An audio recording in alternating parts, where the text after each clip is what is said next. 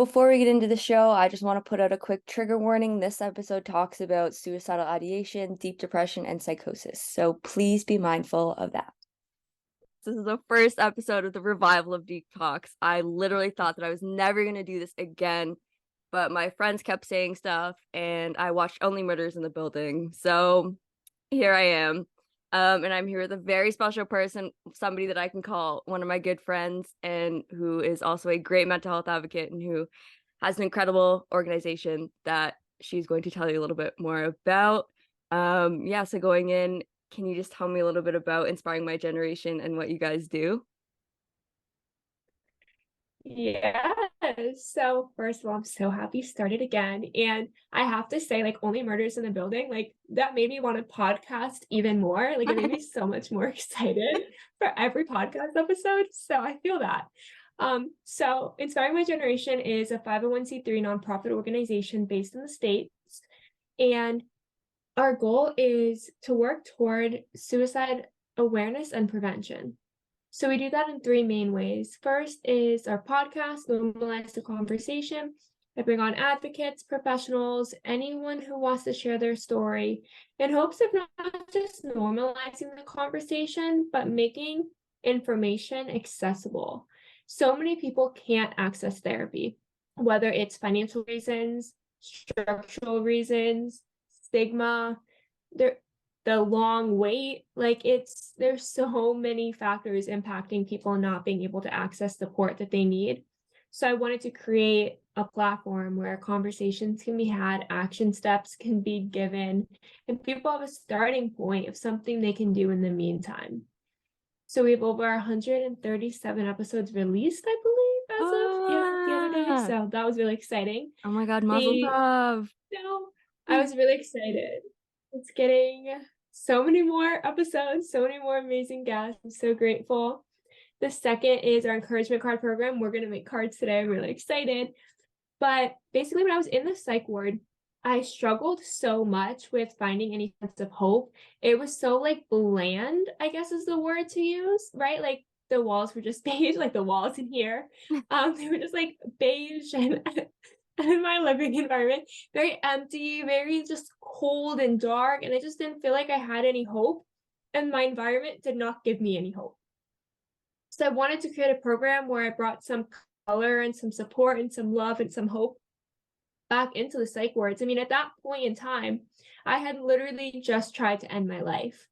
The last thing I needed was to feel isolated and alone and like something was wrong with me and like I just did something completely wrong and just like this shame that I kind of felt. It really felt like I was being locked away somewhere.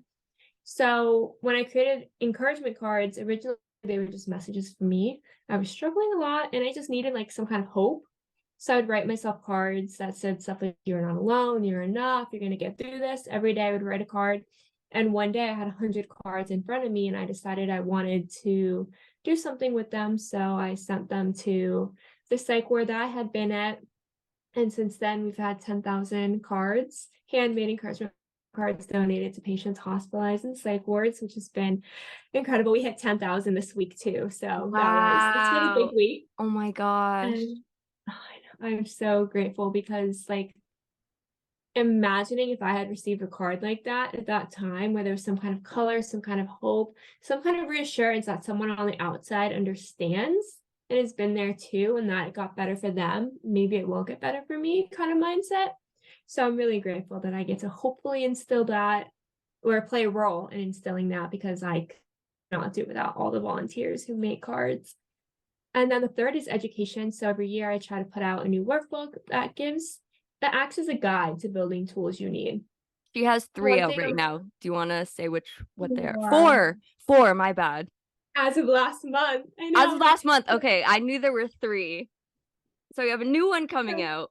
It just came out. So the first one was You Are Not Alone. And that's about building coping skills as well as how to have a conversation. But it's all a guide for you to build coping skills that work for you and what you're experiencing. A guide to have a conversation with someone in your life. It's all about creating guides so that you can develop what you need for you. I can't tell you what's going to work for you, but hopefully I can offer some kind of tool in helping you figure it out along the way, kind of like a map. The second is I am, and that's a guide to developing the language to reach out, right? Figuring out who you want to reach out to, what you want to say, and how to follow up, how to have that conversation. For me, I just didn't know what to say. I didn't know who to say it to. I didn't know what to say. Like, it felt so overwhelming. So I want to create a kind of like a script for you to figure out who you want to talk to, what you want to say, and actually have the language to say it. The next one is how are you? And that's a 30-day check-in. So it's all about learning just to check in with yourself and see how you're feeling and encourage yourself through the day. One thing I really didn't like for me personally was checking in with myself and leaving it in a bad place. So it's like, okay, I'm feeling extremely depressed today. I'm having a lot of thoughts of suicide and then leaving it there. I was like, okay, that's not enough for me. Now I need something that's going to make me want to get through the day. So when I was creating this guide, it was what will encourage you to get through the day? What's something kind you can tell yourself today? Kind of reframing it. So yeah, maybe I am struggling today, but here's some kind of hope that's going to help me get through the day. And also a way to check in and see like where your mind is at. So one exercise I love is that there's like the first 4 words or phrases that come to your mind when you think I am. Right? Am I thinking I'm smart, I'm funny, I'm capable, I'm talented? Or am I thinking I'm not good enough, I'm failing, I can't do this? Like, what words and language is coming to my mind so I can understand where I'm at? Maybe I'm probably usually somewhere in the middle, where some of it's positive and some of it's negative, but I'm getting somewhere and understanding where I'm at instead of seeing, oh, I'm negative all the time and always beating myself up. Or I am so super confident in myself, like figuring out where I am in the midst of it. And then the last one is self-care. And that's all about building practices that you can implement into your daily routine that work for you. What do you need? There's so much kind of conversation on self-care that's everywhere. And it's really overwhelming, right? I mean, you go on TikTok and self-care is all about like your skincare. And like, sure, that can make you feel really good in a physical manner. I love my skincare. That is part of my self-care because it helps me feel good in the morning and at night to do my skincare routine, to put on my eye masks and read a book or a face mask. But that's not the only thing I'm doing for my self-care. I'm also having a cup of tea before bed and just using that as a chance to kind of get some sense of calm so I can sleep. I'm going for long walks and listening to Taylor Swift and crying it out every day to get that emotion out so I can sleep. I'm going to play tennis in the morning because that helps me get out my frustration for the day so I don't wake up already feeling agitated going into getting work done. I take time to breathe. I take 1 minute out of my day 3 times a day to just breathe. So finding ways I can implement things that work for me that aren't just what's trending on social media right now. Yeah, and like It's all about self-care, it's different for everyone, and like different things work for different people. yeah, exactly. And it's okay if what you do and I do is completely different. You might Yeah. find that you like something and that works for you that I just does not work for Yeah, me. it's whatever And works for you. exactly. And it has to work within your time constraint too, right? I Yeah. might not have 3 hours each day for self-care. Someone else might have an extra 3-hour buffer. Someone may only have a 10-minute buffer in their day. They might have a 30-second buffer. So it's looking at where you have time, what works within your schedule, and also your budget. Not everyone can afford $300 a month on skincare products. I know I can't. Yeah, So neither what can can I I actually fit? wish. Right? So it's all about like looking at your actual lifestyle and what you need emotionally, physically, spiritually, socially, and creating a plan that works for you. So that was a long way to say my workbooks are all different guides to develop different skills that we all need. That's awesome. I still need to buy all of them.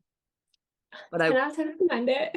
okay, I believe you. I trust you. So for the first question, what inspired you to become a mental health advocate and to create Inspiring My, well, we kind of just went over what like inspired you to create Inspiring My Generation, but what inspired you to become a mental health advocate? Yeah. So, I don't know if there was any one moment or one thing that inspired me, When I was 12 years old, I can tell you that I started the blog Inspiring My Generation because I was having all these breakdowns every day and I didn't know what was happening to me. Like there were some days where I was so confident and excited and I would get a million things done and I had all these ideas and I had all this energy and I was doing so great. And then there'd be weeks where I would just cry every day and have no idea what was happening to me. I feel like I was having these episodes where I couldn't catch my breath, my heart was racing. I just felt like the world was ending all the time. Like there's just so much doubt and overwhelmingness and frustration and inner like aggression faced inward. And I didn't have the language or like the capacity to understand what was happening to me, and no one was talking about it. So I started a blog writing just quotes that I was identifying with and changing them into my own meaning. And then I started writing lessons I was learning and then started talking about my feelings a bit more. And I just started talking about it because I needed to talk about it. And anyone I try to talk about it would say, like, oh, big girls don't cry. Love that saying. Hate or love that song. Hate that saying. I hated it because I was like, okay, so I can't cry and be a big girl or an adult or an adolescent or whatever. I'm acting like a baby if I'm crying, but I can't control the crying. So what do I do? Now I'm stuck and it's a negative thing. Or get over it. Don't be dramatic. Okay, so now again, I am being dramatic by having feelings that I can't even explain. And I'm not in control. I'm not deciding, oh, I want to lay on the floor and cry today and hide under my bed and just cry, or hide in my closet under all my stuffed animals and cry. Like I'm not choosing to do that. I can't control it. Tears just stream out of my eyes. I feel like I can't catch my breath. I'm overwhelmed, and everyone's just invalidating it. Not because they meant to, not because they wanted to be like mean or invalidate or gaslight or any of that. That was just what they were taught. So I wanted to change that and talk about it. I read a book that I really liked, and I was like, I'm going to do this. I loved Oprah. I was like, I'm going to be Oprah Winfrey. So I just started the blog, talk about it. And then after I struggled and ended up in a psych ward, I like just shared that on the blog again. I don't know why I decided to, but I loved writing. It was a way for me to express myself. And then the next thing you knew, I somehow had decided I was going to have a nonprofit and going to advocate for this in so many different ways, on so many different levels every day. But I guess it started when I was 12 and I just accidentally fell into the role because I needed to talk. Like I love to talk. That's kind of like me. I fell into it when I was 13. I didn't like actually start doing anything until I was 15, but like yeah, it started with do you remember We Day? No, what's that? We Day. So it was from the We charity, um, which is the Kielburger brothers. And they would like go into underdeveloped countries and build like schools and things and like promote like change and leadership, which is really cool. They had this event that was called We Day, and it was basically just like this huge event at like an arena with just like thousands of people. And there was like music and performers and speakers. And I just thought that was the coolest thing of everybody coming together and like celebrating like this change and like making a difference in the world. And immediately I was like, what needs that? And it was mental health. Like even when I was 13, I was like, mental health needs something like that. And that's how I fell into it. And then I also, this is pretty cool. I looked, one of the first things I did was I looked at the mental health awareness ribbon. My favorite color has always been bright ass green. If you can't see it from the moon, it's the wrong color. Guess what color the mental health awareness ribbon is? It's that lime green, that bright, bright green. Yep, Oh, I love that. It was meant to be. I think so. Oh, that's incredible. I think so. It's really amazing to like have figured it out so young and not even realize it, right? Just like Yeah. naturally, innately having that desire to start the conversation, to be a part of it, to want to do something, to make some kind of change. People always ask me like, how do you do it? And I'm like, I don't know. I just always have. Yeah. Right. And it's like, I just always have done it. This is such a huge piece of who I am, who I hope to be, who I want to be, that it makes it, I don't feel like it makes it easy, because it does not make it easy in any way, but it makes it easier to want to keep going when it feels like impossible, I guess. Yeah. Yeah. Totally get it. What are some things that you've accomplished as a mental health advocate? Oh, see, now my like innate response is how to show like cognitive distortion is nothing. That's what I will tell myself every day. I'm like, I've done nothing. I need to like get somewhere. The other day I was like, oh my goodness, next month I'm gonna be 25 and I've accomplished nothing. Like that's what I was telling myself. I was having a breakdown.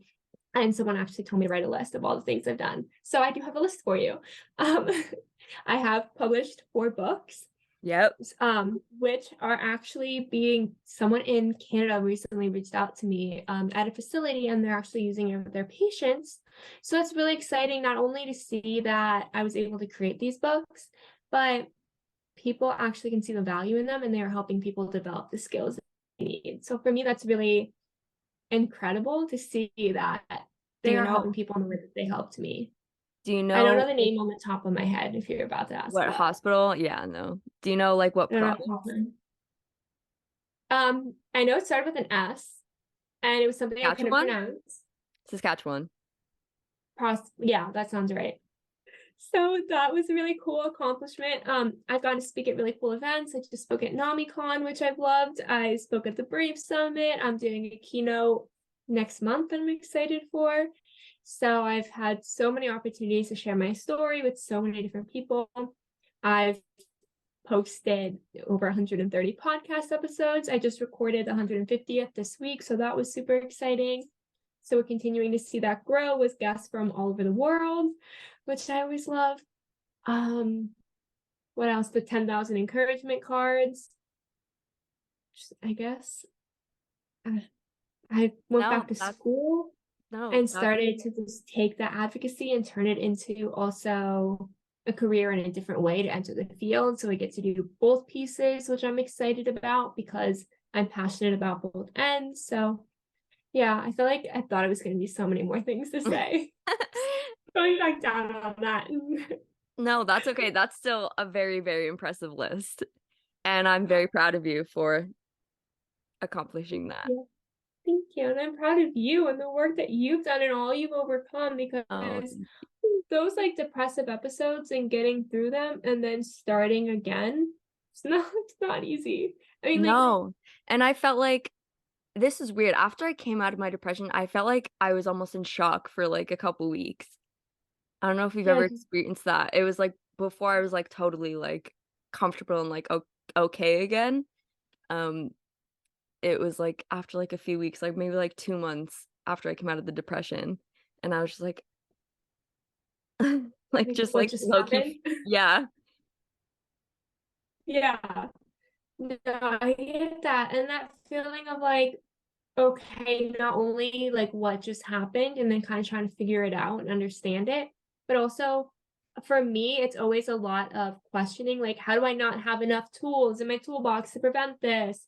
How did I not catch it earlier? Like for me, it also turns into a lot of self-doubt in like the first few weeks as I'm coming out of it. And then I get to that point where I'm like, no, it's like it's a journey and like, yeah, I have new tools. Those tools help me get out of it a little quicker this time, possibly, or not go as deep into it, or just to know to reach out for help. Like some piece of it was different. So I know for me, it's a lot of like, what just happened?